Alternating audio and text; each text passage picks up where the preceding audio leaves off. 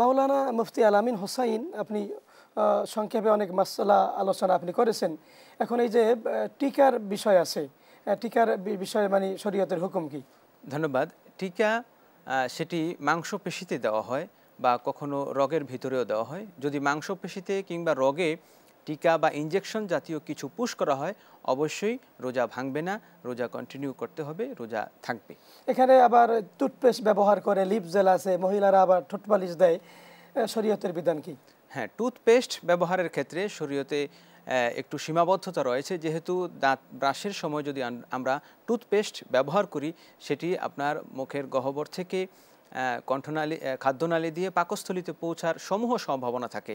এজন্য ফোকাহায়ে কেরাম, মুফতিয়ানে কেরাম ফিকহি মাসাইলের ক্ষেত্রে এই বিষয়টি রোজা অবস্থায় দিনের বেলায় টুথপেস্ট দিয়ে ব্রাশ করাকে মাকরুহ বলেছেন। আর যদি কোনো ক্রমে দাঁত ব্রাশ করা অবস্থায় টুথপেস্ট আপনার পাকস্থলিতে পৌঁছে যায়, অবশ্যই রোজা ভেঙে যাবে, রোজার কাজা করতে হবে। আর lip gel, lip balm, lipstick, এই জিনিসগুলো আমরা অনেকে ব্যবহার করে থাকে, ব্যবহার করা জায়েজ। যদি মুখের ভিতরে প্রবেশ করার সম্ভাবনা থাকে তাহলে অবশ্যই মাকরুহ হবে।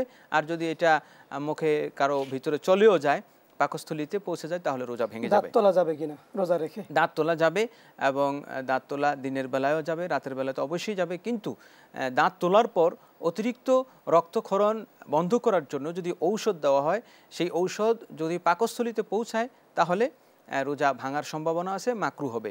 শুকরিয়া, জাযাকাল্লাহ। আমরা আপনার কাছে আবার আসবো।